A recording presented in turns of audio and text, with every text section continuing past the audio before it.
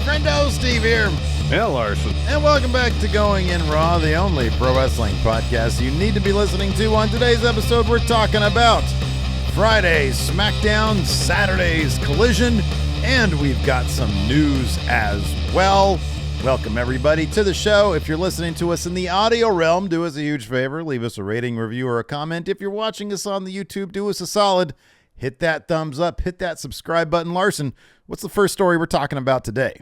We're talking about Phil Brooks, Steve. It's been a while since we've talked about Phil Brooks in the news portion of the show. So CM Punk is in the news again now that the Blackpool Combat Club versus Elite Blood and Guts match is official. It's happening with the July 19th from Sounds Boston. right. Yeah, Boston. Week from Wednesday, Boston. in fact. Yeah. Talk has turned to who the fifth member of each team is. I think last week we talked about the possibility maybe Kota Ibushi being a fifth team member of Elite Team.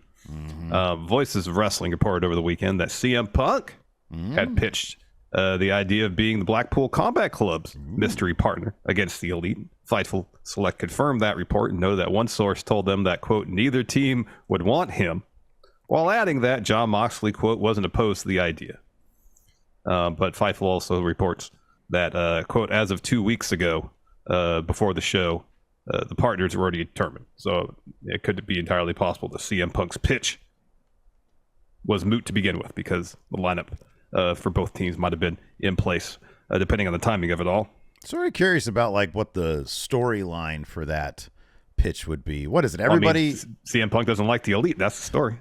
Yeah, okay. Because everybody, there's still one person left to be determined on Blackpool Combat Club, right? Well, officially for both teams. Oh yeah, like on TV, for both they teams. haven't announced that Kota Ibushi. Because we think it's going to be Kota Ibushi on the Elite. Yeah. But then, like, what are we saying for Blackpool? I know there was a report that Tony Khan wants what's his face, Chris Hero. Well, there's some speculation that Chris Hero would be the fifth member, and I think but then Tony Jericho, Khan, Jericho. Also, Tony Khan was asked about Chris Hero, wrestling again, and I think Tony Khan said that he was chipping away at getting Chris Hero back in the ring. So Chris Hero's a possibility. Jericho's a possibility, I suppose. Well, it sounds to me like CM Punk is acting like a true locker room leader by offering his services to this big match. And in fact, according to PW Torch, Larson, don't know if you knew this, CM Punk is apparently doing the work to rehabilitate the perception in the AEW locker room, stating this is what PW Torch said. CM Punk is showing good leadership capabilities backstage so far at Collision and seems to be taking seriously his role as locker room leader, according to PW Torch sources. Punk has incentive to repair his damaged reputation as a malcontent without a filter or the necessary social skills. That's funny to put it that way. Or the necessary social skills to get along with others in powerful positions, both to secure cheers from savvy, well-read fans and also to show up his locker room rivals who are the veteran leaders of Dynamite. The word from backstage at Collision is that he's taking seriously that this is, quote, his show, and he's taking pride in putting his stamp on the on-air product and off-air vibe in the locker room. Our sources don't necessarily reflect the views of everyone in the back, and some may have different experiences that are less positive, but overall the vibe appears to be moving in the right direction after some tension in the first week back related to his early dig at the Young Bucks. So he's got something to prove. He wants to make Collision into like a great CM Punk experience, Larson. Yes. On air and off air. Apparently, for now. We'll see how long that lasts. Well, yeah.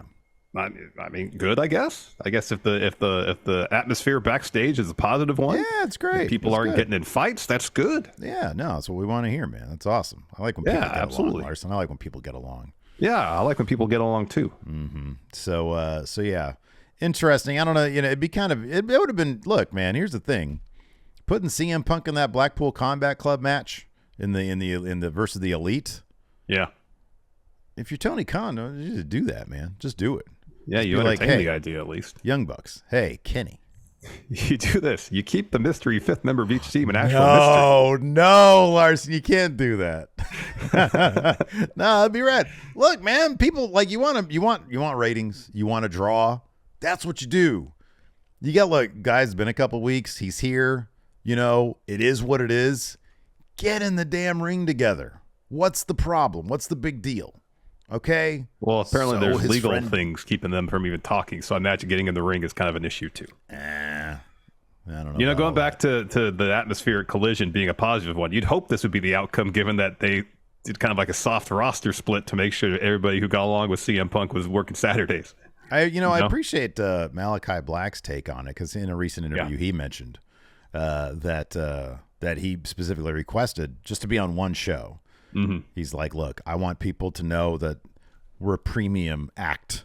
You know, they can only see us on Saturdays. So bar, karaoke, bowling, House of Black. That's where you want to be. Yeah. Can't see us on Wednesdays, not going to see us on the Fridays, but you're going to see us on Saturdays. So you got to make a choice every Saturday. Mm-hmm, yeah. Bar, bowling, karaoke. House of Black. Or House of Black on your television. Yeah. Yeah, dude, I say go hard brand split. Make a thing of it. Do a thing, you know?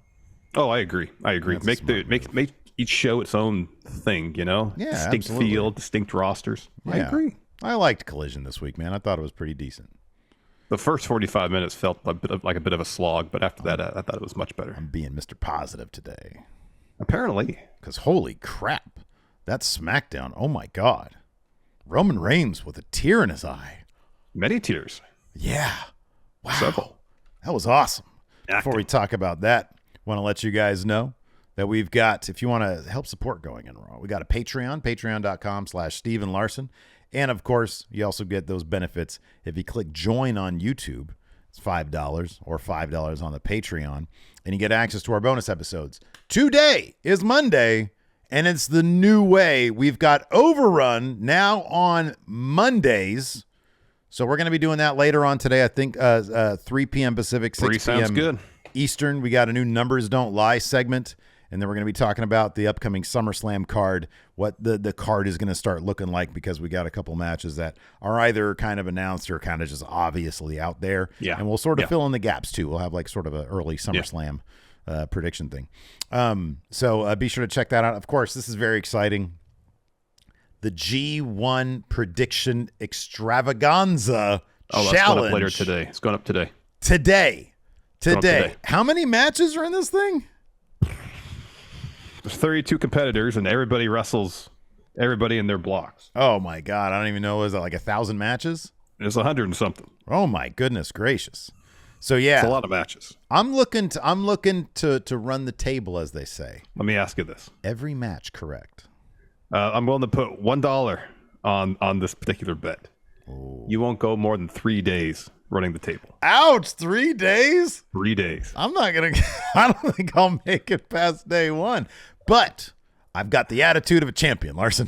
Going into this clear-headed and having done no research whatsoever. So you're going to accept my challenge, $1 American. $1 American? Yeah, why not? You won't get past day 3.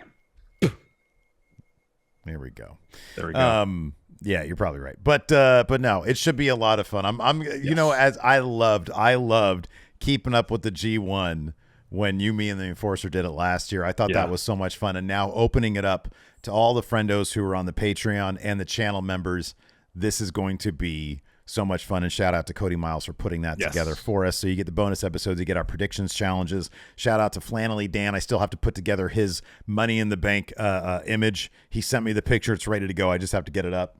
But he won the Money in the Bank prediction challenge. So who knows, man, if by the end of the G1, because is the G1 goes all the way through like August, right? Yeah. So it's like mid-July to mid-August. Is this going to be like, we haven't even determined like, what is this going to be for? Is it for Big Blue? I assume it's going to be comparable to Money in the Bank, because that's kind of what you win the G1, you get your title match. Okay. All right. 126 questions on the G1 form, according to Cody Miles. Wow. Wowie wow. That's a lot. Also, we've got a new purple line of merchandise over at friendoshop.com. And you can use promo code PURPLE right now to get 20% off the entire store. That's not it, though. By the end of the month, I'm going to have a bunch of retro designs up, including Larson Libre. Remember that one? Oh, wow. Yeah. Yeah, I'm going to get that one up. A bunch of old designs as well. I'm just going to sort of start porting over all the other shops that we have open. I'm just going to be dumping them all over at friendoshop.com. And we'll get some new stuff as well. For the friendos who put in on the $20 Friendo Care Package and the $50 Friendo Care Package, a lot of those went out in the mail yesterday, so you should be getting those pretty shortly. We got some friendos here in the YouTube chat who are already geeked out about the big G1 Predictions Championship challenge, rather. Christian Lopez and Cameron Wright, new channel members just now. I'm telling you right now, man, if you know you're New Japan, this is the predictions challenge for you. This is your time to shine, man. Really is. Really, I don't know shit about New Japan. Yeah, I've kind of like, casually been following it on social medias, but I haven't watched the show probably since Wrestle Kingdom. I think I know who all their champions are. Yeah, I think I know who all the champions are. Sonata, Finley, yeah, Osprey, yeah, Goto, and Yoshihashi. Junior tag. Oh, I don't know who the junior tags are. Isn't it still TJP and Akira? Sure. No idea. Anyways, let's talk about the trial of Roman Reigns. Hold on. Before we talk about that, we got a video up today on Friendo Club Wrestling. Yeah. It's a quiz video. It's a quiz video. It's the first of what I think will be many quiz videos. And we've got something fun happening here as well. You and I have been talking about quiz videos. Yes. And I did a quiz video for Wrestle Juice this past weekend as well, over on, I think on Friday. And I've asked you, Honor System, not to look at that video because that's going to be the next quiz challenge. But we have an even bigger quiz challenge coming up. Massive. So, but in order to find out what it is, you got to go subscribe to Friendo Club Wrestling YouTube channel. We got a bunch of short form content, me and Larson in-person content, a lot of fun stuff going on over there. So be sure to check that out. Indeed. Yeah. If you ever hear watching this on the YouTube live VOD, if you could hit that thumbs up button, that means you like this video. Much appreciated. Also, later on in the episode today, once we're done rambling, we got a Raw preview. Larson, do you have a celebrity guest lined up? Of course I do. Not only do I have a new guest lined up, huge name in the world of professional wrestling impersonators. Massive name. Can you give me like a hint? I could. Oh my goodness. Shawn Michaels. There's your hint. Shawn Michaels, celebrity impersonator. Yes. Okay. That's not really a hint, but okay. That's good to know. Okay. Well, I'm looking forward to it. Well, you don't know which Shawn Michaels impersonator it is, do you? Well, I know of one Shawn Michaels. I didn't know. I don't know of any of the impersonators. Oh, there's several. Okay. All right. Countless. Anyways, even if for whatever reason, this Shawn Michaels impersonator falls through, I have two backups this week. All right. I love it because I got one on speed dial right now. Brand new. So we're good to go. We're good. Yeah, we'll have somebody for sure. Absolutely. Let's talk about the trial of Roman Reigns. Smackdown, another killer Bloodline segment. Ooh. Oh my gosh. And clearly it sets up Jey Uso versus Roman Reigns for SummerSlam, the main event. Main event Jey Uso. Looked pretty good holding that gold title, man. Yeah. Thought it looked pretty cool. Roman Reigns with the swerveroo, getting down to pledge his allegiance to acknowledge Jey Uso as the new tribal chief. And then, whoopah, he gave him the old low blow, hitting the balls, the shaft, maybe a bit of bell end, certainly some gooch, and maybe even a whiff of butthole there. Yep. And he got it all, but then he didn't stop there. They put Jimmy in an ambulance. They beat him up so bad. Yes. And then Jey Uso said, his promo was so good, I'm judge, jury, and executioner, and you and me are going to get it on for this title right here. And, oh, man, this is going to be hot stuff. Trial by combat, he says. Trial by combat. What kind of odds does Jey Uso have? You think they're going to pull the trigger here at SummerSlam, putting that title on Jey Uso? No, I don't. Doesn't he need this title more than like Cody Rhodes needs that title? Doesn't it make sense? Yes, there's my own feelings about it, which is, yes, put it on Jey, and if not Jey, it's got to be Solo, because that Solo's role in the trial was fantastic, especially after Roman puts the I looked up what it was called, and I forgot. But like the necklace is made of seeds. But it's not a lei, yeah. Yeah, it's made of like large seeds. And he puts that on Jey, and he low blows Jey, that thing comes flying off. And so Solo stares at it. And basically the contempt at this juncture that Solo seemingly has for Roman, like it's palpable. You could feel that through the TV screen. Yeah. Yeah.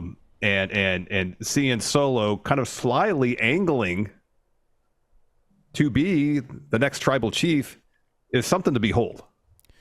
Yeah. Yeah. That being said, the only two people who I feel like who should beat Roman for that title is Jay or Solo. I don't feel like either of those situations is actually going to happen. It's going to be Cody at WrestleMania next year. Let me ask you this. I don't mean to fantasy book too far out, but you bring up Solo. Is there any chance? Well, maybe not.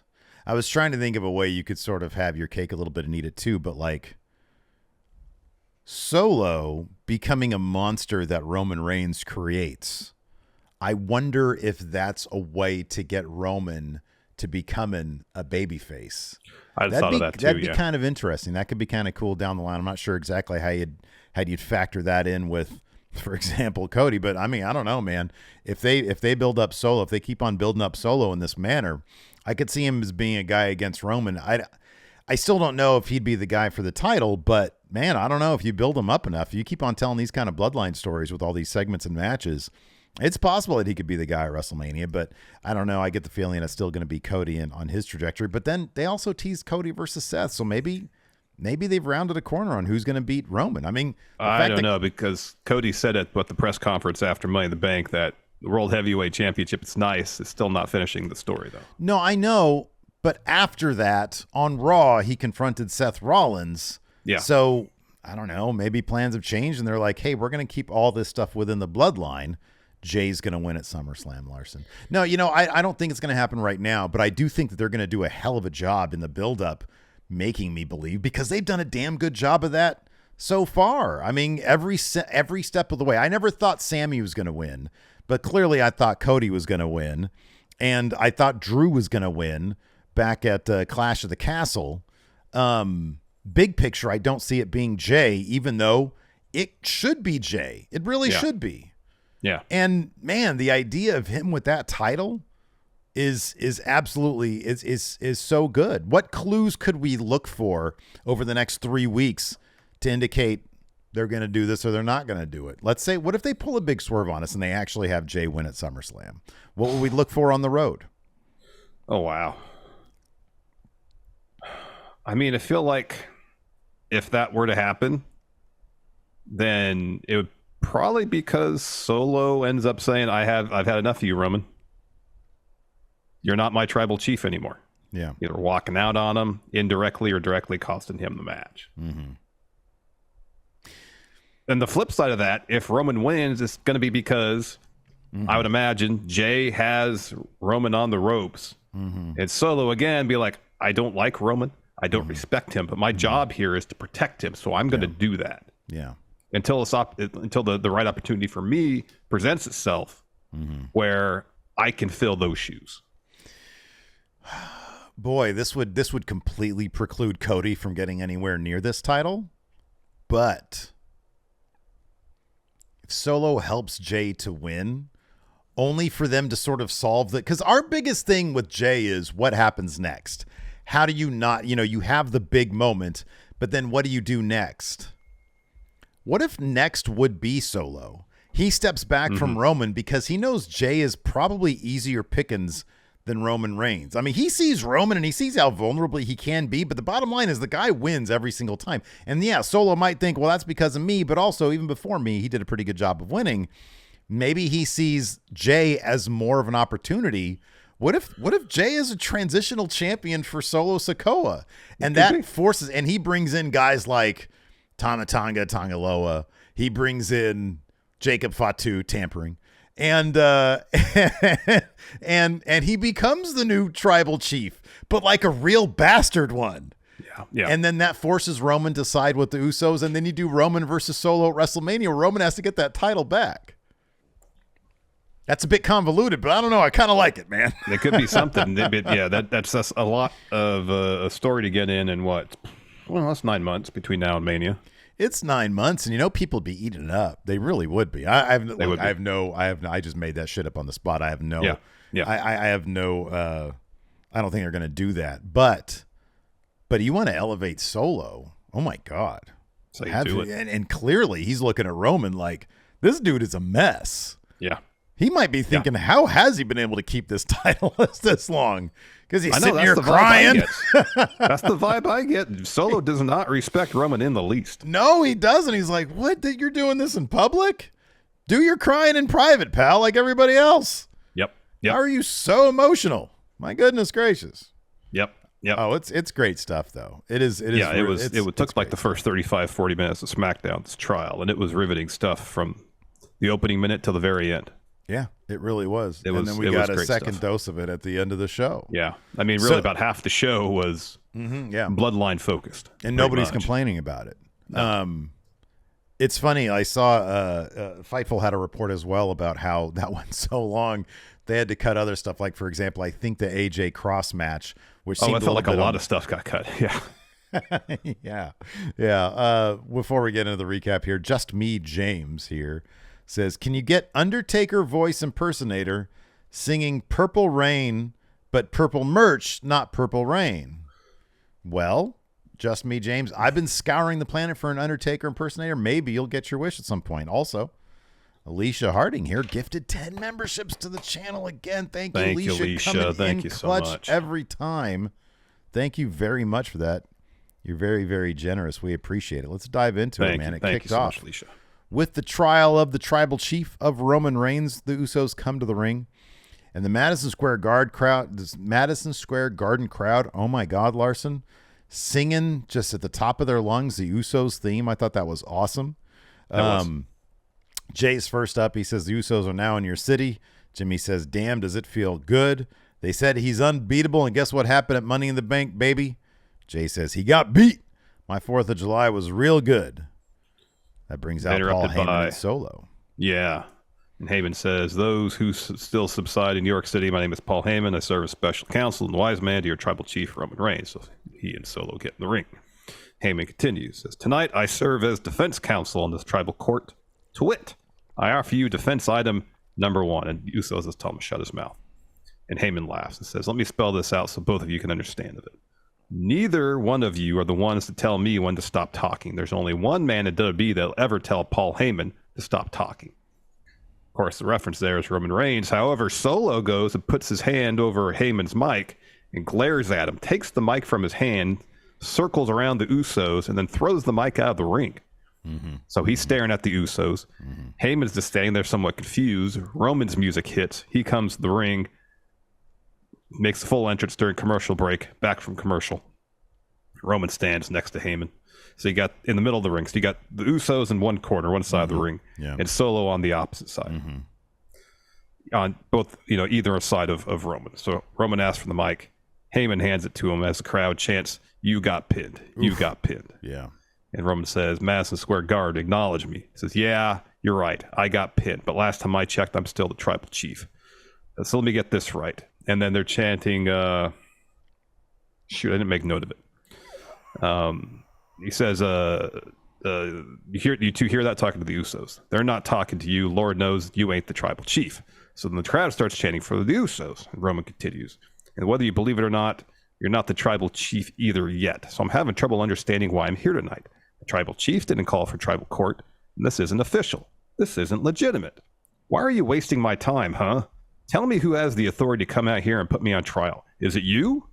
Is it you? Talking to the Usos. Yeah, so Jimmy says, no, Roman, not this time. Jay says, see, what you're not going to do is manipulate us like you always do. You can check this package out and try to spin that. So they throw to the video package, and you have to appreciate for how dramatic this is, they still have the cheesy evidence A, or exhibit A, rather. Yeah. And so they just recap what a piece of shit Roman's been to the Usos in general, to Heyman, to Solo even. There's just a bunch of clips of him being an asshole. The one that stands out to me is my favorite one of all time is when he calls Jay Jimmy, and Jay says, I'm Jay. And Roman says, it doesn't matter. Yeah. So anyways, Roman scratches his temple a bit, wipes his face, and the crowd chants, you fucked up, you fucked up. They had to bleep a lot of this stuff. And Roman says, no, I didn't. That's not who I am. That's who I was forced to be. You think I wanted to lower myself? You think I wanted to do all that? I did it for you, and I did it for you, and I did it for you. And the crowd starts chanting bullshit. And he says, I was in the WrestleMania main event long before the Bloodline. I didn't need the Bloodline. The Bloodline needed me. I bent my moral compass for this family. I put myself in situations I shouldn't have been in for you, and you, and you, and for the elders, for the entire Bloodline. And this is what I get? You compile a video of my worst moments to embarrass me as my children are watching? My daughter's in the back looking at me, not understanding who I am because of you. I take on the weight of the world, everybody's family, and I lifted them all up. You think I needed more responsibility? I have 5 children in my household. You think I needed to take on yours too? When they showed me the vision, when they told me what needed to be done, they didn't tell me this was going to happen. I don't need this in my life. I don't need the money. I don't need the power. Right about now, umbrella service sounds real nice to me. This is what you want, huh? I don't want it. I don't need it. I'm done. I'm done with all of it. If you want it, it's yours. I'm done. And the Usos are very confused. They're like, what is happening right now? And the crowd's kind of confused too. So Roman drops the mic. Jay drops the mic.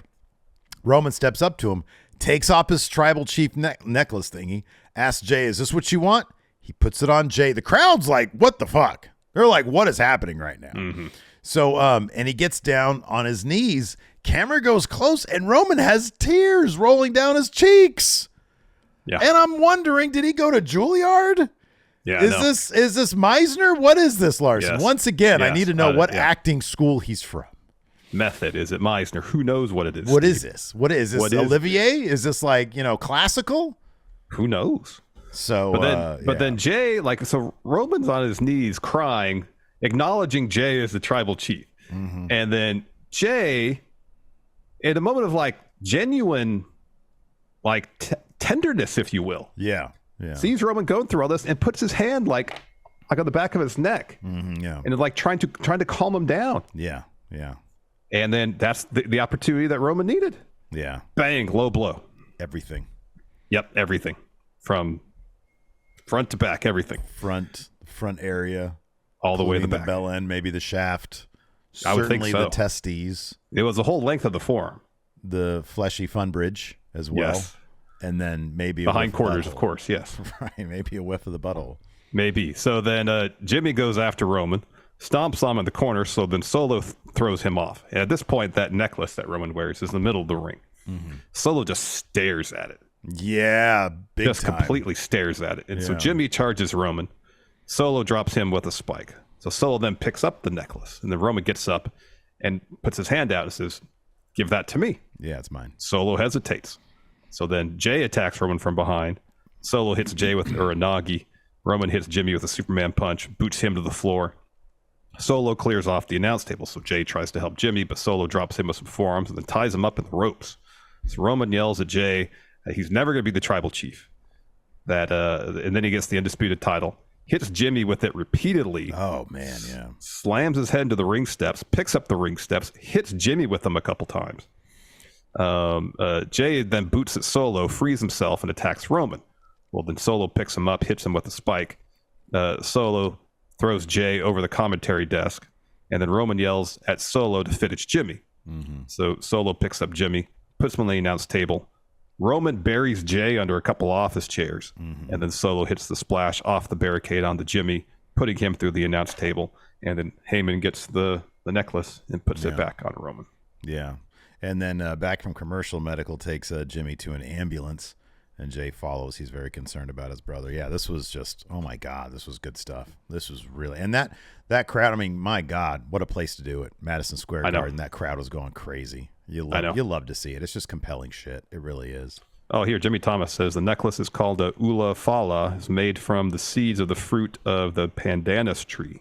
Oh, thank you, painted Jimmy red Thomas. For embellishment. Yes, that's what this. Thank you, Jimmy. There we go. Ula Fala. I read about it yesterday, and then I didn't make note of it in the notes. I should have done that. That's you're good. We don't need your notes. We got Jimmy Thomas here, man. Thank you, Jimmy.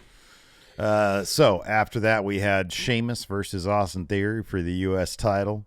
Let's see here. So Pretty Deadly got involved in this one again, coming to the aid of Austin Theory. So I'm hopeful that we're going to get more of them with Austin Theory, given that Austin Theory is literally not doing shit else.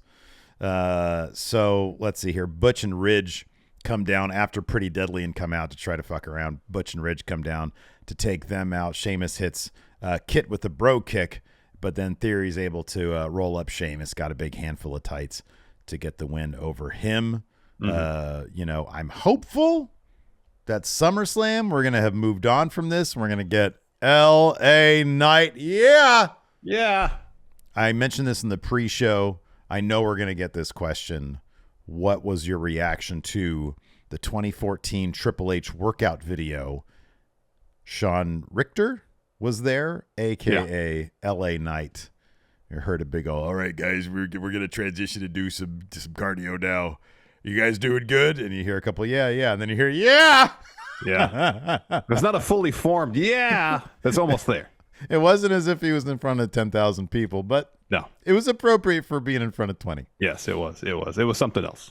Yeah. Even back then, in 2014, whatever it was, he had an idea of who this character was. Did you happen to see, I think this was on YouTube, the algorithm fed it to me.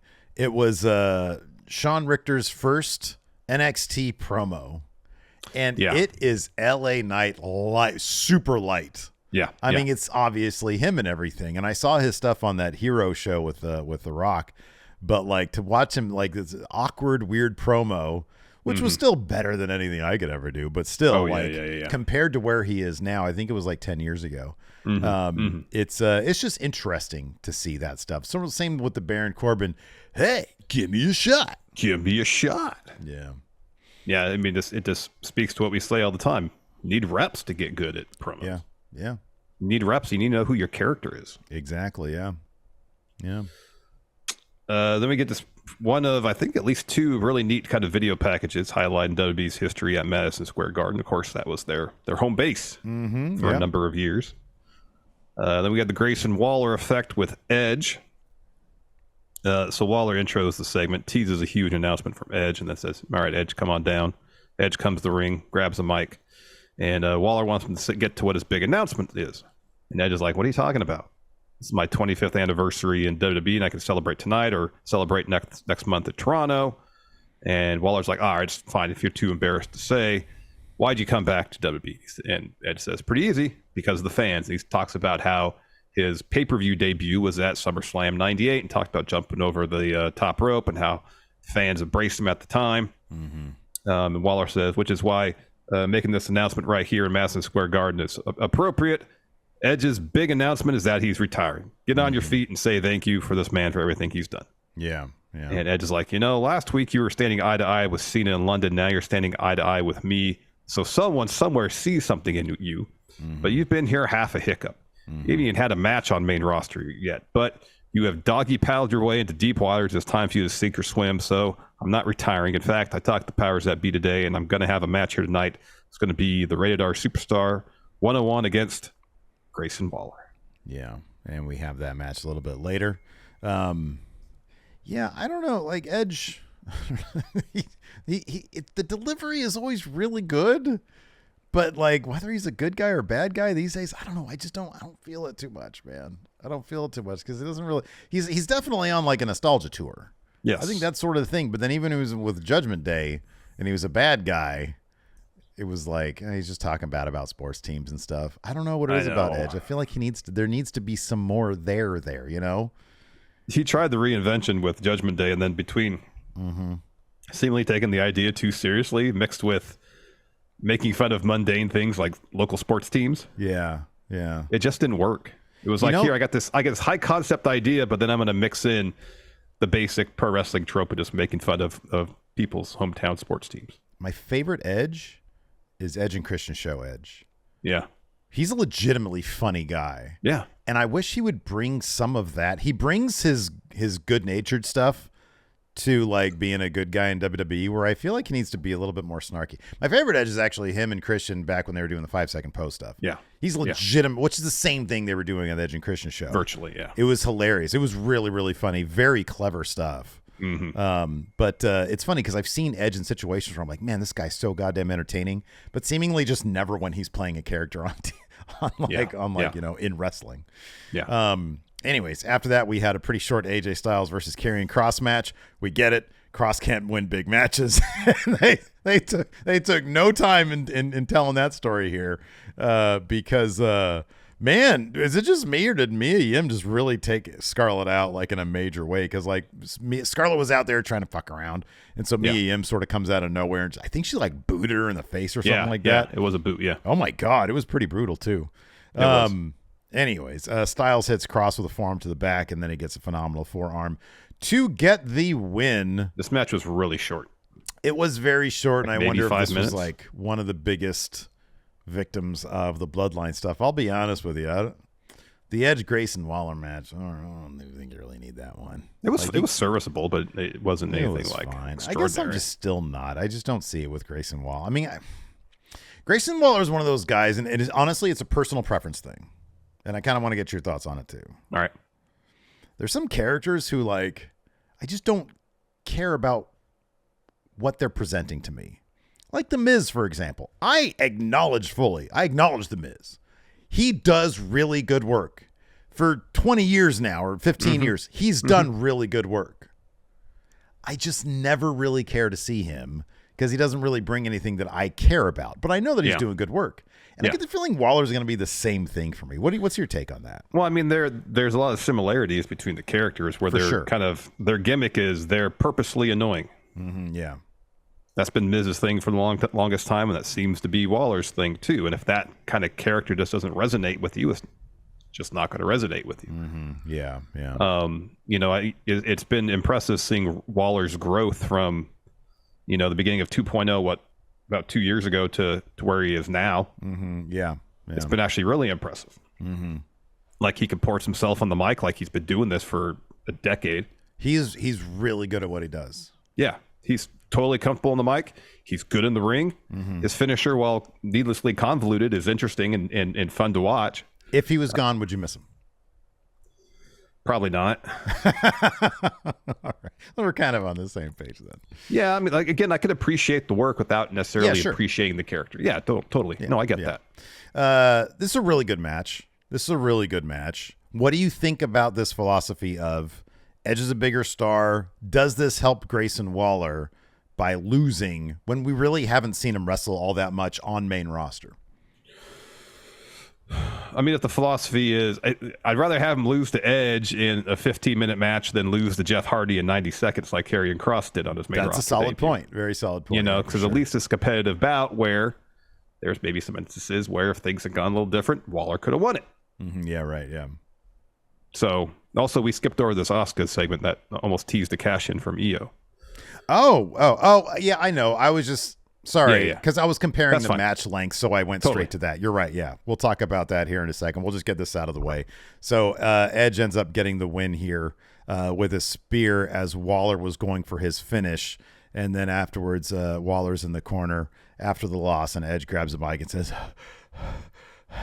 "Hey, Waller, you swam." So that's Edge putting him over. So that's Edge putting him over. He got the Edge rub. He got, I guess. Before that, we had an Asuka promo. She comes out. She laughed. I don't think anybody in WWE can do the exact same promo, and still I love to see it every single time like Asuka, because all she has to say is, "Nobody's ready for Asuka." And I still geek out because I love her so much. Oh, she's great. So anyway, she's interrupted by Bianca, who sprints to the ring, and this was great, man. It's just nothing but urgency here. Starts brawling with Asuka. Charlotte's music hits. Bianca slides out of the ring. Charlotte runs to ringside, rams Bianca into the apron. Asuka hits him with a sliding drop kick. She goes up top. Then Io blasts her with a briefcase from behind. Bayley hits Asuka with a rose plant on the briefcase. Io follows with a moonsault. Bayley takes the briefcase towards the ref. She's like, she's going to cash in. But then Bianca pulls her out of the ring, throws her into the barricade, and Charlotte boots Io. So almost got to cash in. Might happen to SummerSlam. All right, then after that, the Edge and Waller match happened after that. Roman's in the locker room. He's holding that necklace. And Heyman steps in and says, "My tribal chief." Jey Uso is back. They announced Jey was back in the arena during the Edge and Grayson Waller match. Commentary did. So Heyman says, "Jey is back at Madison Square Garden. He's looking for you." And Roman says he's not going to have to look long because his tribal chief is going to be in the ring waiting for him. Yeah.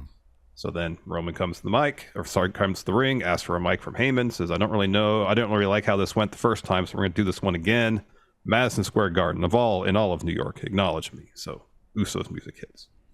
So Roman tells Solo to finish Jay when he gets to the ring. So they're looking around, no Jay. So they're scanning the arena all over the place, and you eventually see Jay walking down the stands through the crowd to get to the ring. Man of the people. So Solo meets him on one side of the barricade ringside. Jay leaps over the barricade, takes him out, rams him against the ring post. He gets in the ring with a chair, hits Roman in the gut with it. Blech. Blech. About to hit him again. Solo takes the chair from him. Jay hits Solo with a super kick, picks up the chair, hits Solo a bunch with the chair as Roman leaves the ring. So then Jay throws the chair out, picks up the undisputed title, grabs a mic, and says, "It's like that now. You don't take Jimmy like that from me. Guess what? The trial of the tribal chief. You're looking at the judge, jury, and executioner right now. Now I got to get you. This right now is trial by combat. I don't give a damn about no brother, no wise man, just me and you one-on-one. You better accept my challenge so I can whoop your ass one more time." Oh, it was a fire promo too. Oh man, he was Intensity. putting everything into it. God damn it, it was so good. It was good. You're looking at the judge, jury, and executioner right now. Now I got to get you. Oof. Good. My goodness. It's good. This next 3 weeks leading up to SummerSlam, this is gonna be some shit, man. It's going to be some good stuff. And That's I like gonna that be it wasn't damn necessarily good like that Jay walked into SmackDown like, I want title shot. Right, yeah, You know? yeah. It's like he seemed like he was, for the most part, fairly content. All right, I pinned Roman. We're good. Yeah. We'll kick him out of the bloodline. Yeah. And we'll all move on. Mm-hmm. Yeah. And it was Roman's subterfuge at the beginning, and then taking out Jimmy. That's motivated Jay to go after Roman one more time. Yeah. Right. Yeah. Really good stuff. Yep. Before we hop into our Collision recap, we're going to talk about CM Punk versus Samoa Joe and the Bang Bang Gang versus FTR in a pretty damn good match. It was really good. We've got almost 700 people watching on the YouTube. Do us a solid. Hit that thumbs up. Hit that subscribe button and the notify bell so you always get that new content. Also, as we mentioned earlier in the show, in case you showed up late, we've got ourselves another YouTube channel. It's Friendo Club Wrestling Channel. Today we put up the Wrestling Challenge Quiz. Wrestling Quiz Challenge, whatever Wrestling it's called. Quiz Challenge. I just It's not the final on name. the spot. Maybe it is. I don't know. And we got a lot more stuff planned for that particular channel. We got a bunch of good stuff up there right now, and we'll continue to put out good stuff. Be sure to sub over there as well. Also, if you hit that join button, later on today, we're going to be doing our Overrun bonus episode for the week. We got a new Numbers Don't Lie on the new day, and we've got we're going to be talking about SummerSlam coming up, talking about the card as it stands now, what matches we can expect, and other matches that might have been rumored to be happening. We'll talk about all that stuff on Overrun today. Also, you get to participate in the monthly predictions challenge. The G1 predictions challenge is coming up. Oh man, 126 matches. Woo. According to Cody Miles, who put this thing together for us. Thanks, Cody. So yeah, man. Good stuff over there. If you just hit join or go to the Patreon, patreon.com/Steven Larson at $20 on Patreon. We also have the Friendo Care Package. You get a comic book, bunch of stickers, and an 8x10 signed by us. And a bunch of those went out in the mail yesterday. Also on the YouTube, if you click join, there is an option for that as well. And if you haven't gotten yours, if you've clicked on the $20 membership, just hit us up either on the Twitter at Real Going and Raw, my Twitter at MF Steve here. Now I'm on Threads. You're on Threads. So, I'll be honest, I haven't looked at Threads in like 4 days.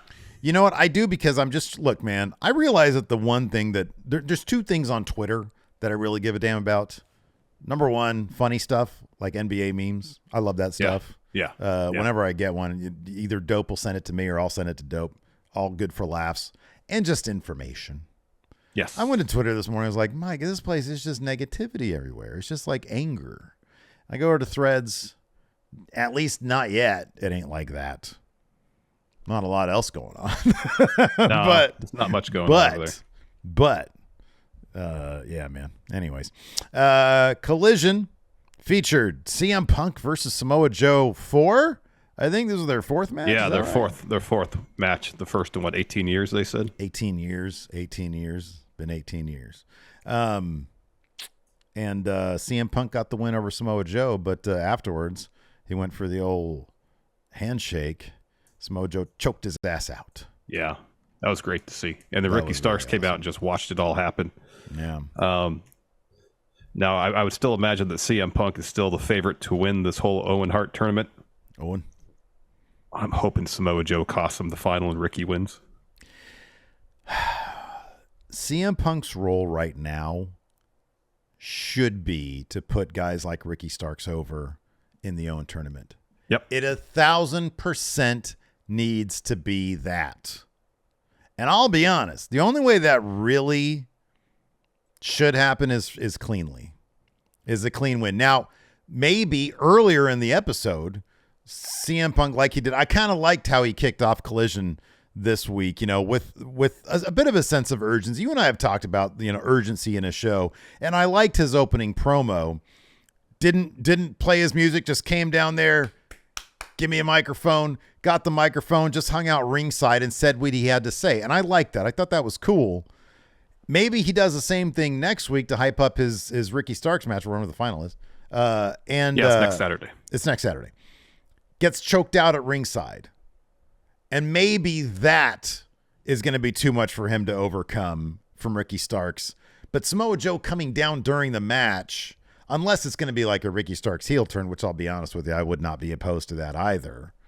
But no, I kind of feel like his role, he's going to be the guy there on Collision, but from time to time, at least, let the young put people over, especially Starks. Yep. Starks is going to be a big deal. Yep. And so that's when you got to start doing that stuff. Yep. I don't know what's going to happen, though. I think it's going to be Punk winning, though. Yeah, it's probably going to be Punk, I know. Yeah. But if Punk does win, that he should be the one turning heel on Ricky. Oh, but I don't think that's going to happen either. That ain't going to happen, though. No, it's not going to happen. Yeah. No, it'll be like Edge and Grayson Waller. You swam, kid. Yeah. Good job. Welcome to the wrestling business. Punk and Joe was a solid bout. Yeah. It's plenty fun. I still feel like to a certain degree Collision's trying to find its footing. I don't mind the cold open aspect of it. I much would have rather have the episode open with CM Punk with that measure of urgency, just rushing out and dropping that promo, and then you do the opening package, as opposed to these like 1-2 sentence little mini promos going back and forth. This is like, I think, the second or third week they've done that. Yeah. It seems to be it's going to be like a bit of a staple because it's like the old school thing. You're not into it. You're not into it. Yeah. Nah. I could take it or leave it. I think it's. I like. You know what? You know me, dude. If it's different, I'll probably like it. You know what I mean? So it's like, it's different. Nobody else really does that. It's, yes, corny as hell, but I kind of dig that about it. So I'm cool with it. I could take it or leave it. Like, if it went away, I wouldn't be mad, but I kind of like it. I think it's kind of cool because, like, it's very Saturday Night Live, live from Regina. Yeah. It's Collision. And then he comes running out there, no music. And then he has his thing to say. I kind of like it. You know what, man? It's people putting some effort into something. And I always like the effort. Yeah. I mean, I understand it from that perspective. I don't know. I don't really necessarily feel like the promos to open the show being so short add a whole lot. Mm-hmm. Yeah. Oh man, let's introduce you to the players here at Collision. That's what it's there for. I already watched Collision. I know who the players are, Steve. You're one of very few that do, Larson. Yeah, one of about 400,000 people apparently. Exactly. So we got to get more people to watch. So yeah, there was that. I think obviously as good as that match was there at the end, match of the night clearly belongs to the Bang Bang Gang and FTR. An eliminator match, I think is what they call it. Yep. 30 minutes. Yeah. 30 minutes, 30 full minutes. And Bang Bang Gang got the win here, setting up a 2 out of 3 falls match next week. Yeah. Which is also probably going to be match of the night as well. Yeah. Because this was really, really good. These teams have outstanding chemistry. Mm-hmm. The reversal, especially at the end, avoiding the Shatter Machine. Mm-hmm. By Bang Bang Gang, and then FTR, especially trying to get out of a Blade Runner from Jay White, and of course, who gets the win? It's Juice with his finisher. That's right. Which is probably going to mean that he's going to take the final pin in the 2 out of 3 falls match. He might take both pins in that match. Yeah. So you're writing them off, man. No way. Bang Bang Gang, Bullet Club comes away with gold. You know me. I like myself some Bang Bang Gang. Love the Bang Bang Gang. Love the Bang Bang Gang. Don't see FTR dropping those tag titles quite yet. Probably not. Because where is that match going down? Where is that going next week down? In Calgary? Yeah. They've got this whole blind eliminator tournament. The winner of that gets a tag team title shot. Oh, yeah. Right. You know, Adam Cole and MJF are winning that. Yeah. Yeah. It's going to be them versus FTR. Probably. That makes sense. Yeah.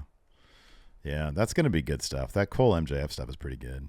It is pretty fun. I mean, it could just be kind of fun comedic stuff, but the stuff with Adam Cole where he's like, this is what it's like to be a heel, and he still kind of likes it. That's what really makes it interesting. That's the meat right there, man. That's the meat. That's what really makes it interesting. Right there. Absolutely. So Collision kicked off with these little promos that Larson's not a fan of. Ricky Stark says, tonight on Collision, Hobbs is going to find out that I only deal in absolutes, and I'm absolutely going to take you out. Powerhouse Hobbs then responds. He's got for the night until he didn't. The rest of QTV with him. And great gear. Oh, and great gear, yeah. That gear was amazing. He said, tonight on Collision, they say good friends make better enemies. But the Book of Hobbs says, it's the end of the line for you, Ricky Starks. So I'll make this exception to the open. If you have Samoa Joe, even if it's just a sentence, say anything to open any show, I'm in. Yeah. Yeah, there you go. Because listen, tonight, as part of the inevitable Wheel of Time, history will repeat itself. Oh, the inevitable Wheel of Time? God damn it, that's so poetic. Good. Gosh, he's so good. Yeah. You know, Samoa Joe might be the best talker of the history of wrestling. I think he's got a case. Yeah. He might be. Yeah. Yeah, absolutely. The gravitas of his voice. Let's do a video on it, man. We should. Video. Our count out this week did pretty good. It did really well. Yeah. How poetic he is with his language.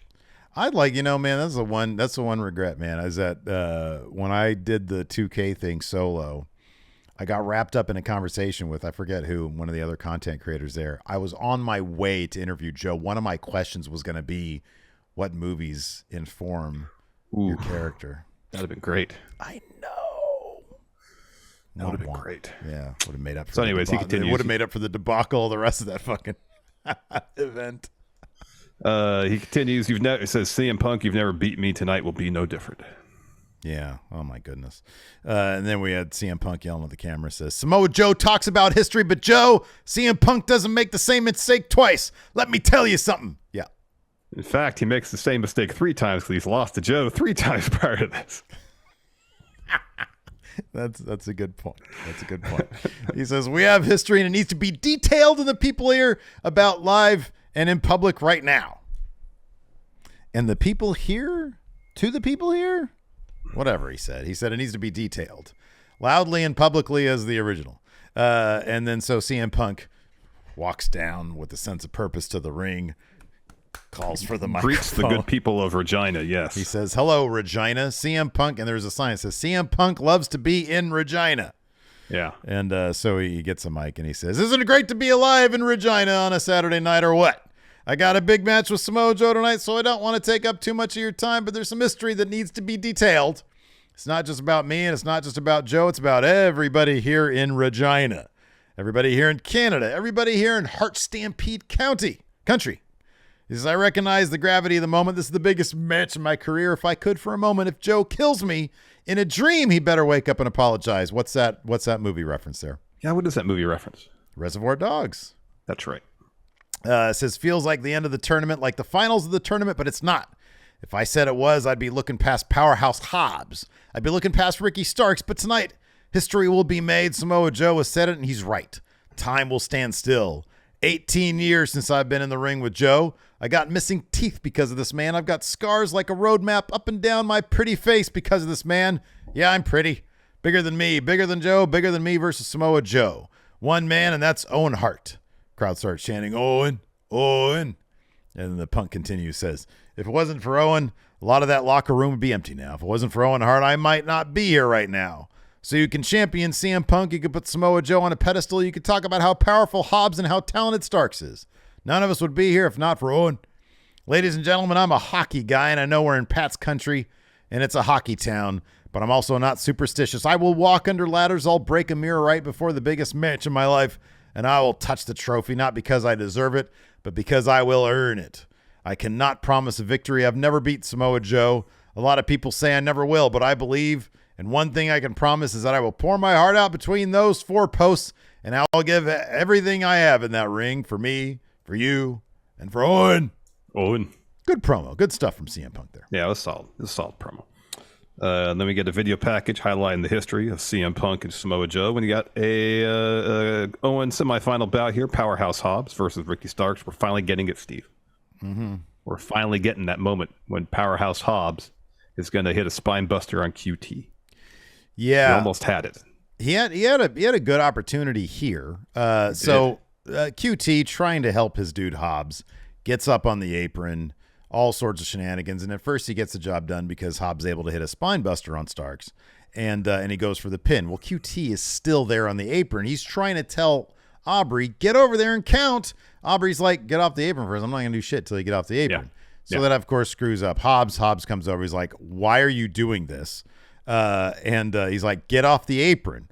And he's like, I was trying to help you. He's like, get off the apron. And finally, QT's like, okay, fine, I'll get off the apron. So he gets off the apron. I'm sorry, no, he doesn't. Starks pushes Hobbs into QT, which forces him off the apron, leads to a spear from Starks to Hobbs. He gets the win. So QT gets in the ring. He's like, Hobbs, I'm sorry. Hobbs is like, he doesn't even look at him. Turns around, pushes QT. QT does a huge bump. Crowd starts chanting for Powerhouse. QT tells Hobbs, don't listen to the crowd. Don't listen to the crowd. Aaron Solo gets in the ring, gets between them, tries to keep the peace. Hobbs hits him with a spine buster. He makes his way back towards QT, but then Harley gets in the ring, puts herself between the two of them. Hobbs leaves, and for a second I was like, well, you're going around the ring, and QT is right there basically on the apron, sort of underneath the rope. He could have just yanked his ass out and spine busted him through the ramp. But instead he was like, balls to this, says Hobbs. Yeah. So yes, QT's getting that spine buster. It's going to be satisfying when that happens. Yeah.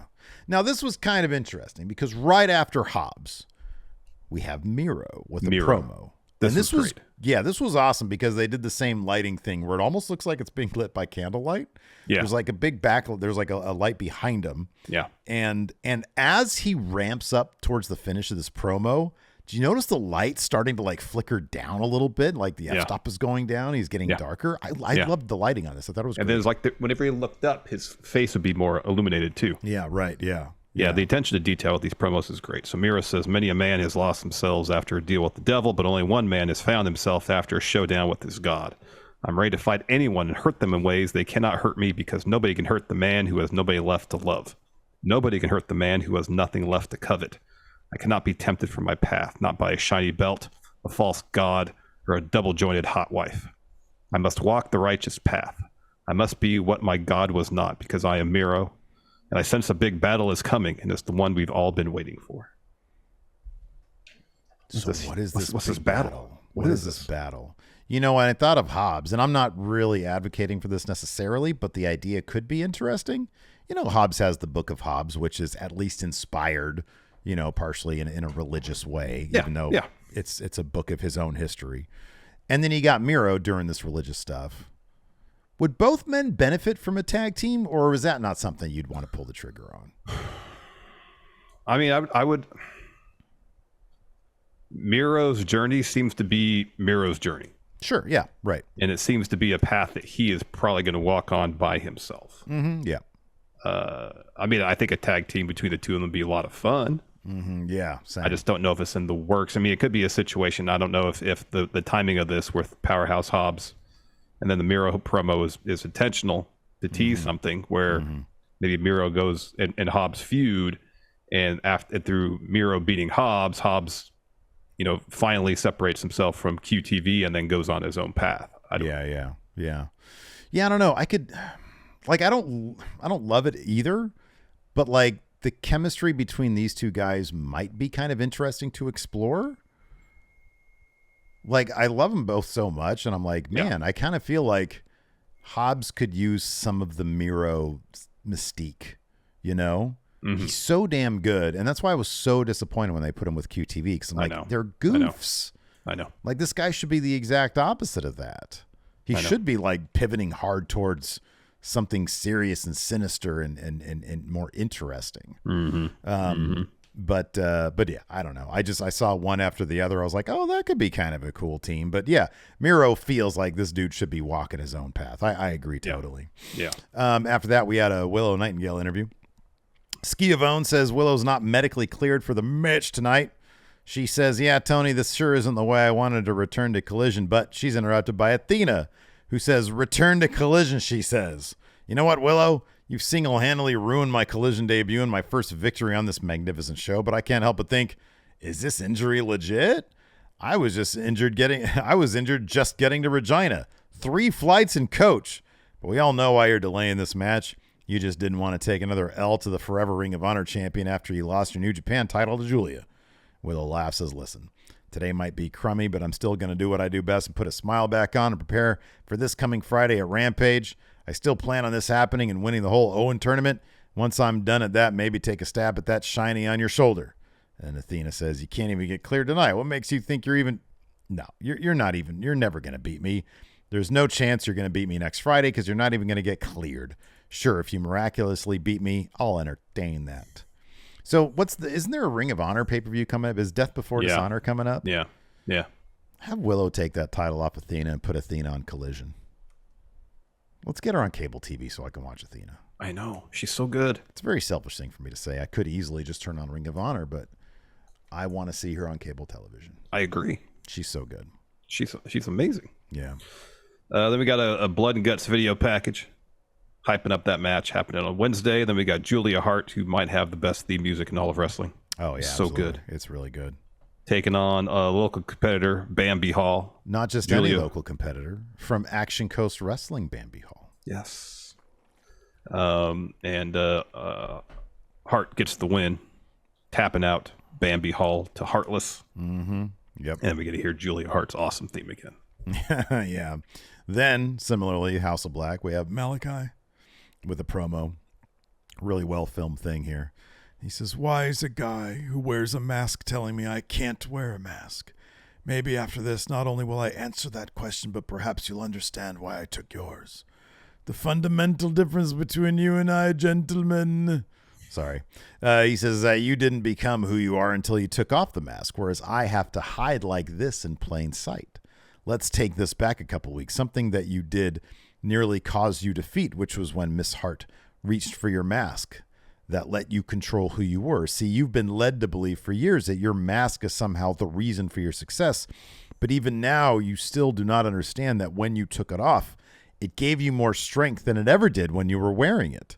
Kind of like a child who can't let go of their teddy bear. You can't seem to let go of this mask, and you can't see how truly great you can be until I teach you how to. So together, you and I will cut that last vein that pumps blood into the heart of lies that you've created for yourself. Together, we will make sure the entire world will see how truly great you are.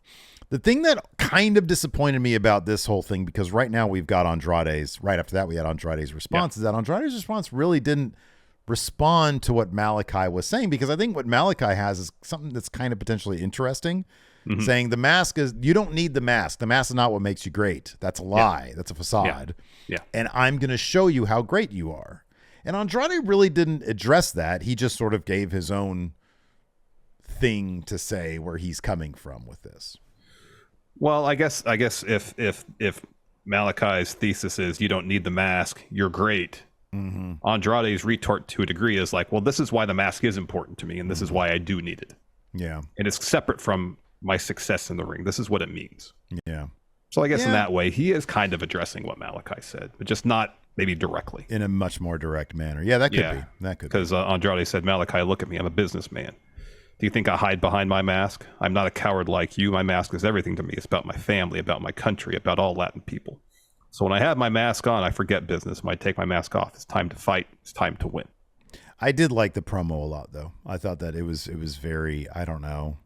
It's just very, it obviously means something to him, you know? Like Andrade's giving it his all with this promo, and I love to see it. Maggie here says Andrade tweeted at Zelina to get his mask back. I did. I saw that. I thought that was great. I thought that was awesome. Oh, man. Then we had Bang Bang Gang, Bullet Club Gold, baby, versus FTR. And this was just. This is a 30-minute long match. We're not going to recap everything that happened. No. But it was really, really good stuff. It was really, really good. And both teams did an excellent job of countering and evading and escaping the other team's finisher. Only for, I think a member of FTR, usually Dax, evaded Blade Runner at least twice, if not 3 times. Right. And in the end, it's Juice who hits his finisher on Dax to get the win. He tags himself in. So Dax rolls up Jay thinking that Jay's still a legal competitor for Bang Bang Gang, but no. Juice hits finisher, covers Dax, and Cash is maybe like a half a second too late breaking up that pin.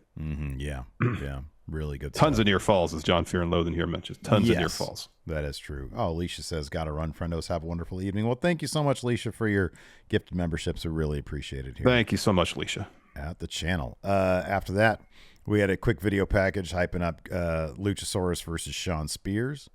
Then we had an FTR interview. But before really they can get a word in, Bang Bang Gang steps in. Juice says, Tony, you're interviewing the wrong guys. We're the best tag team of the night.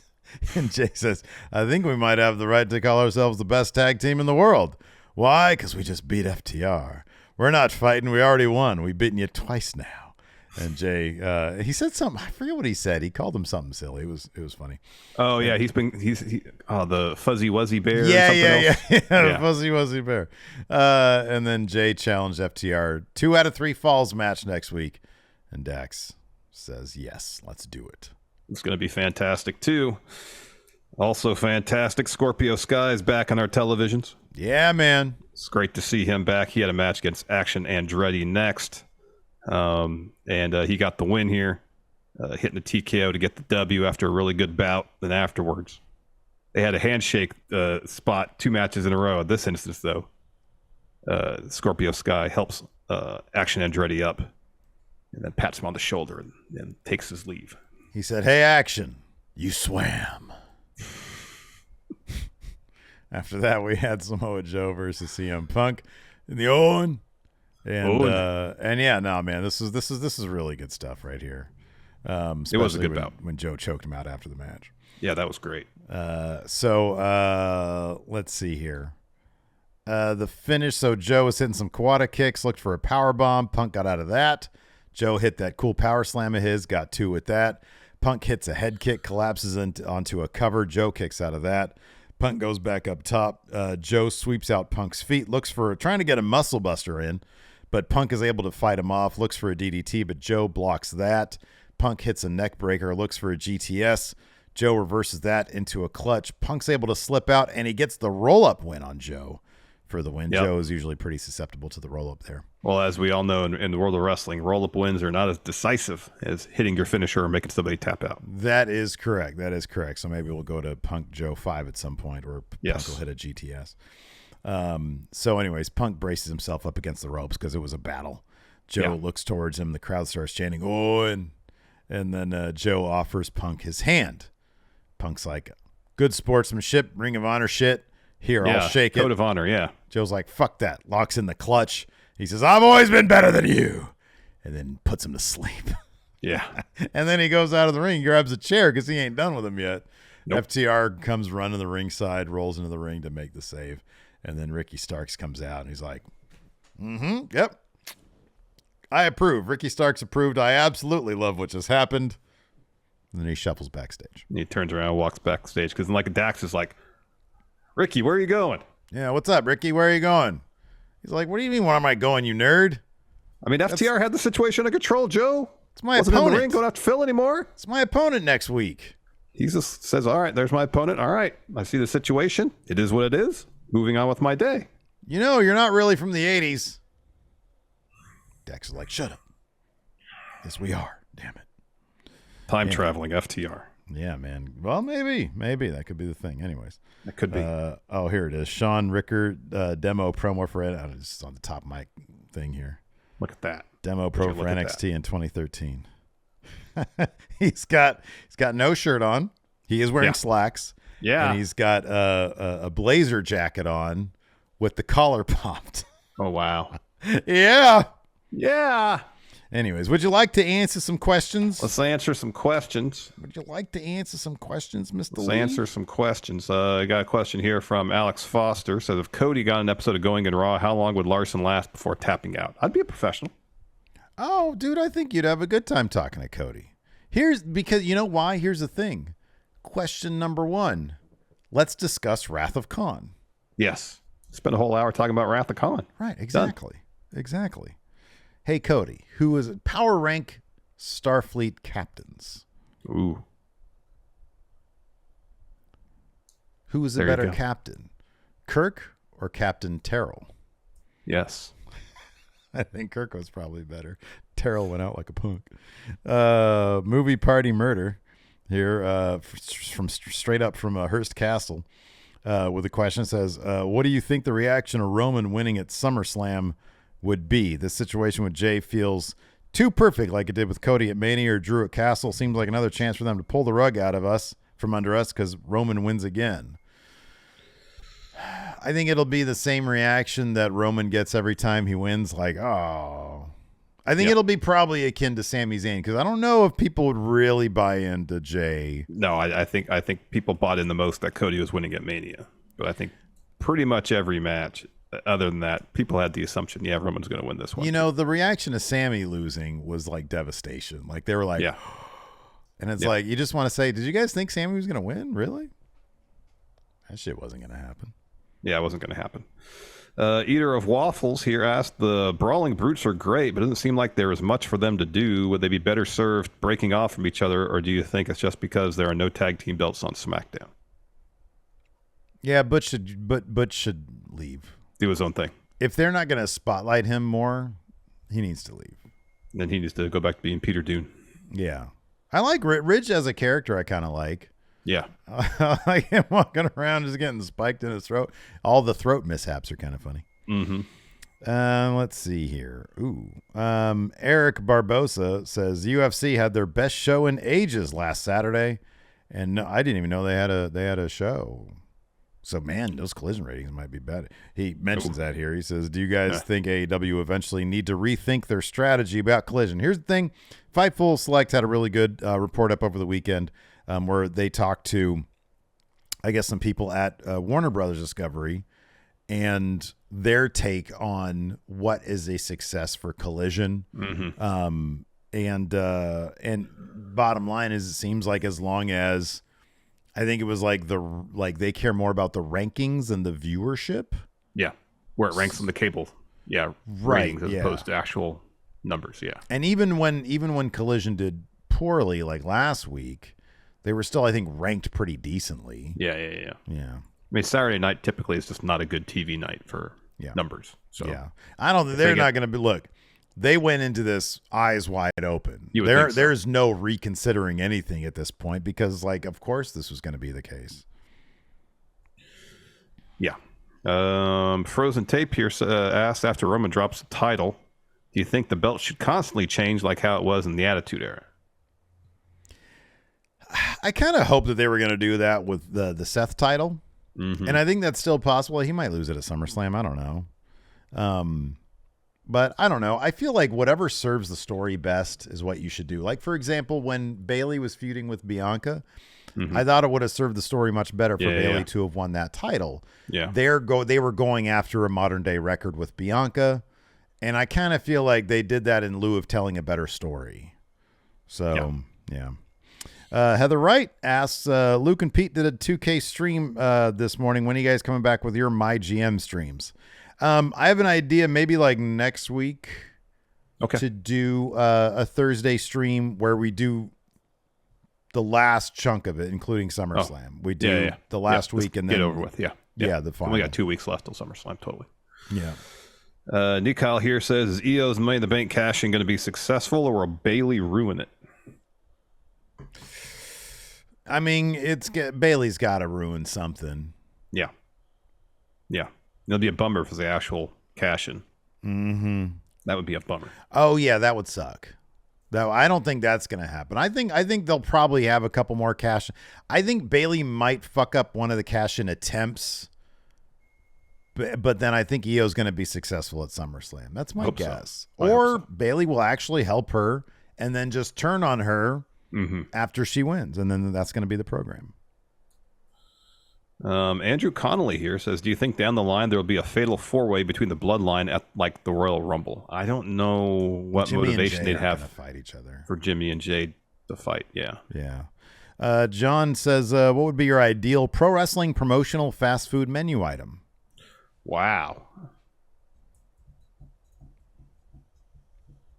How about this? You know how Arby's has the Meat Mountain secret menu item? Yeah. The Meat Island of Relevancy. Okay. And it's like, I don't know, like a really good sandwich. Mm-hmm. I don't really know what the sandwich would be. It's just a bunch of fucking shit that Arby's puts in their sandwiches. Yeah, there'd be a bunch of meat on bread, right? Yeah, right, exactly. Yeah. I'm trying to think of a good LA night. Ooh. Themed fast food meal. Yeah.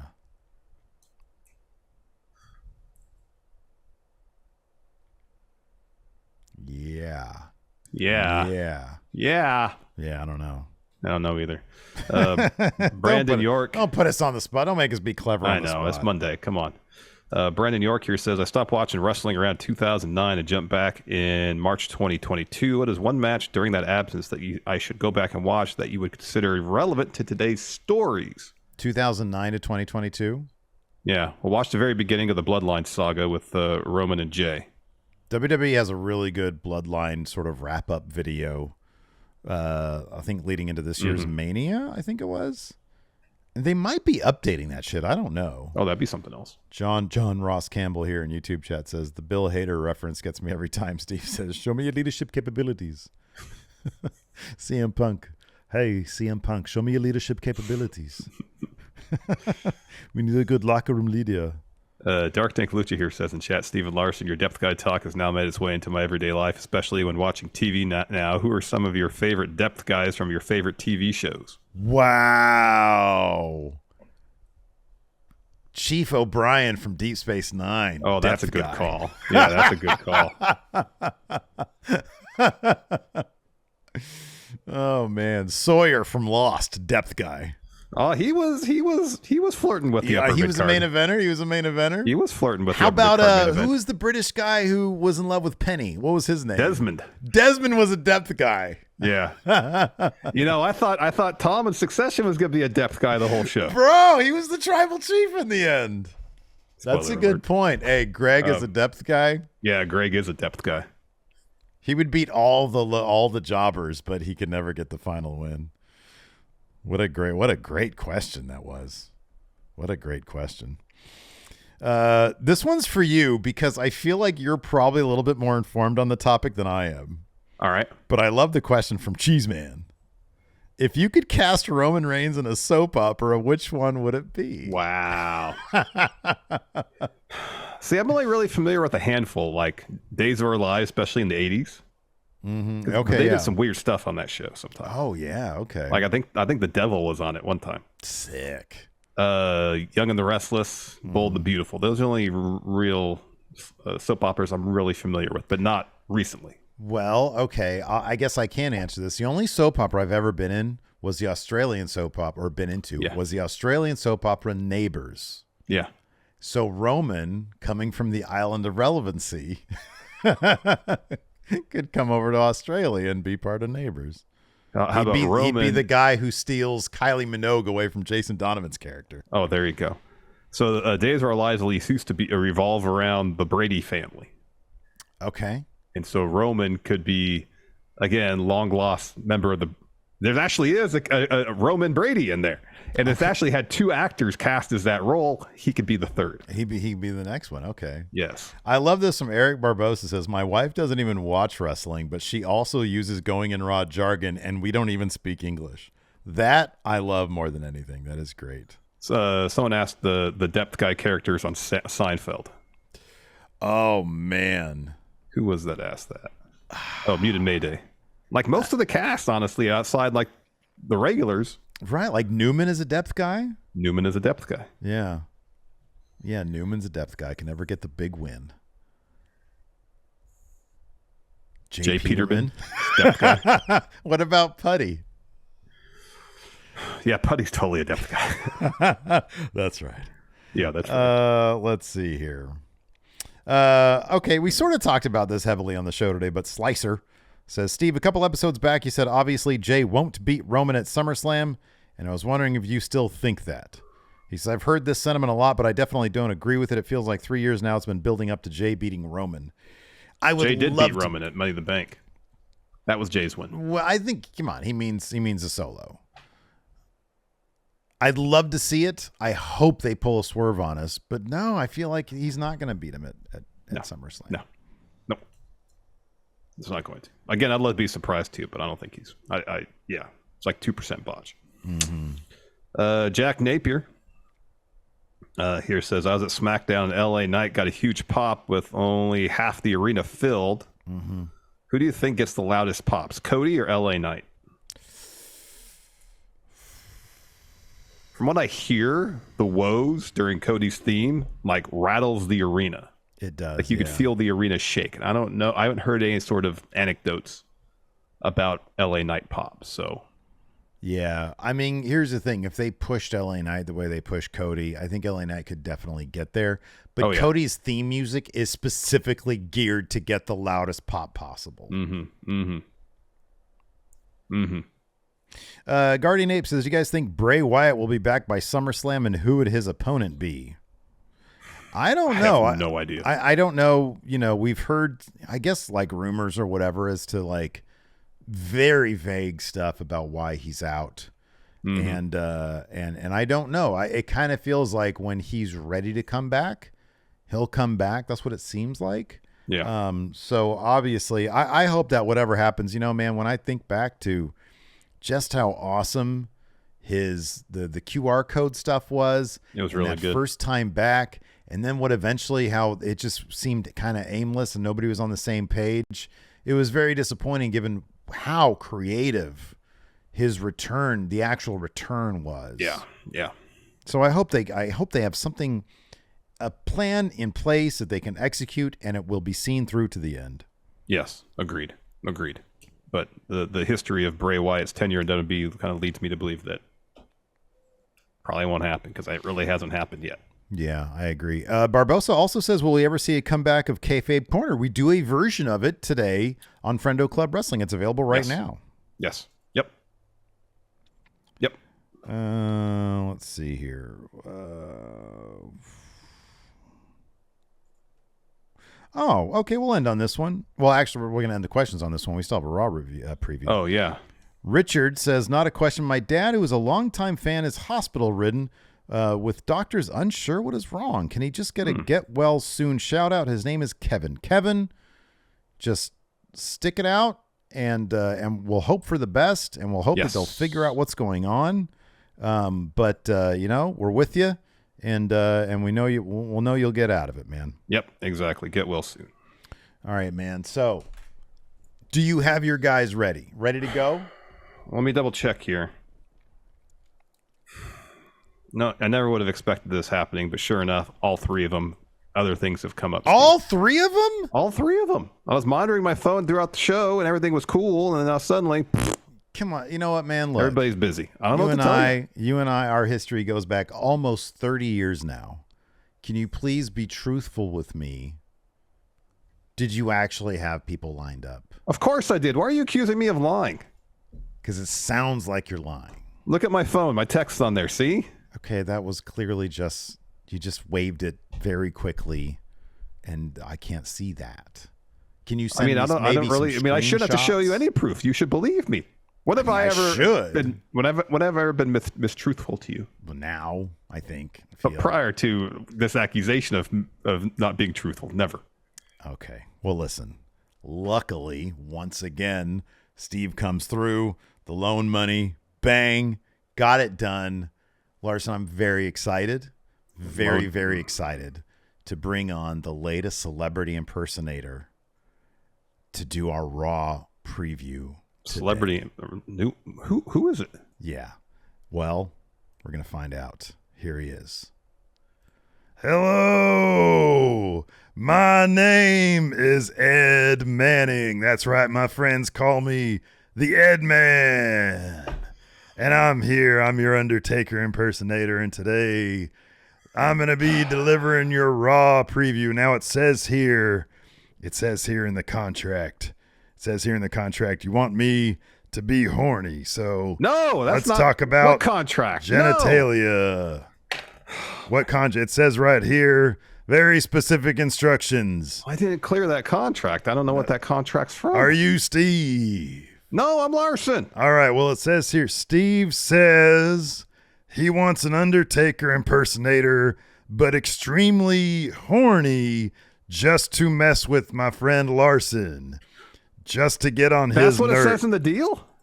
It says, I always tell the impersonators to be super horny, even if they're uncomfortable with it, to do these WWF Raw previews. Two things I was certain of. I've got a boner. It's not even convincing. I've got a very erect penis right now. Is not that convincing. Working? Is that pretty funny? No, it's not funny, and it's not convincing in the least. Who wants to hear about my sexual exploits? Nobody It says here, $3,500. Talk about your sexual exploits. The loan money has come through. How much? $3,500 cash in hand. We're I not. got Sorry. What's your name again? Ed Manning? My name, they call me the Ed Man. All right, the Ed Man. That's actually pretty funny, but I got to tell you.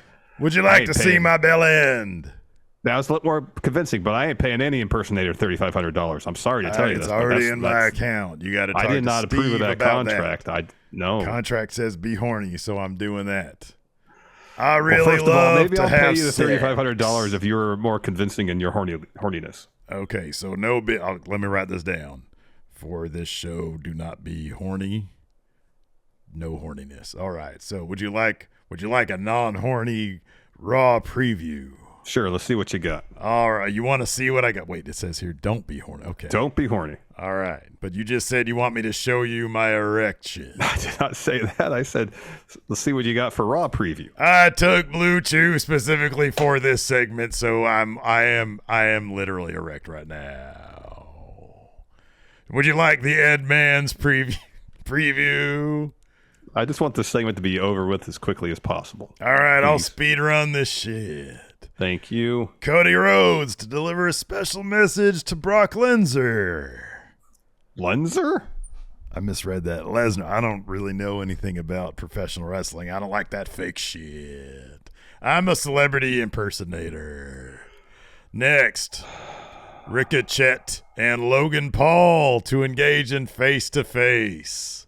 What is engaging in face-to-face mean? Is that some sort of, are they going to make out? Nope. All right, next. Drew McIntyre and Matt Riddle versus Imperium. Who are they? They're a heel faction. What is a heel group? A heel. What is a heel? Like the back of a foot. A villain, yes. Villain. Bad guys. All right. Bad guy, yes. Tommaso Ciampa and The Miz seek to inflict punishment on each other in a brutal no disqualification match. Finally, the Alpha Academy are going to throw a graduation ceremony for Maxine Dupree. What is she graduating from? Alpha Academy. Do you want to see me naked? No. It says right here in the contract. Steve says annoy Larson with horniness is what it says in the contract. Are you Larson? Yeah. I am Larson. Have I annoyed you properly? You've annoyed me sufficiently, yes. All right. Job well done. I get my $3,500. How did it go? Did the celebrity impersonator do a good job? If you're going to be putting clauses in contract about impersonators being horny to annoy me, which is what Ed Manning just told me, you should also put a clause in there, which you can't divulge clauses in the contract. I did put that second clause in there. He wasn't supposed to tell you that I do that on a regular basis. Take it up with Ed Manning. We got issue now, buddy. Ed Man. No. So what are you going to do to make this right? Huh? It's for I'll weeks hire now. another celebrity impersonator, man. No, you're done hiring celebrity impersonators. Done. Oh, come on. We got this guy at a good deal. $3,500. That's not a good deal. That's outrageously expensive. What are you talking about? Good deal. The market says otherwise. You're probably thinking of 1999 deals. I'm talking about 2023 deals. I mean, I feel like I can get a celebrity impersonator for maybe $50 per episode. The impressive thing is this guy doesn't actually watch wrestling, but he still does that was really abundantly clear. And how is that impressive? We're a wrestling podcast doing a Raw preview. He does a really good Undertaker impression. Was he horny enough? Did he annoy you? He was it was the most unconvincing horny I've ever heard. He wasn't sexy at all. This wasn't convincing. I'll say this: I can't stand talking to Phil McDonough, whatever the hell his name is, or Dick Slavitt. Yeah, but I'm convinced that they are horny. Oh, they are actually horny. They are horny. Yeah, right. This guy was just putting on an act. It was obviously he was trying to fulfill the terms of his contract and nothing more. Okay. Did he actually eat the Blue Chew that I sent him though? I mean, he said he did, but again, I wasn't convinced by anything. Okay, maybe I'll tell him next time to show it to you. Anyways. No, there's no next time for him. There's no next time for Dick Slavitt. No next time for Phil McDonald. We're done with them all because there's a lot to get into here. We'll do it off camera. Yes, we'll do this off camera. But I'll buy you a beer. You want to go get a beer? I'll buy you a beer. It's gonna take a lot more than a beer to smooth this over, man. You want some chats? Some shots? I said chats. You want some shots? No, I don't want. I feel like you want to get me liquored up just so you can like convince me this is all cool. Oh, yeah. Am I that transparent? Yes. That's going to do it for the show today, everybody. Thanks so much for tuning in. We appreciate it. Thank you to Ed Manning, the Ed Man, for his Raw preview tonight. We'll be back with our Raw review tomorrow. Thanks for watching. We'll talk to you later. Bye.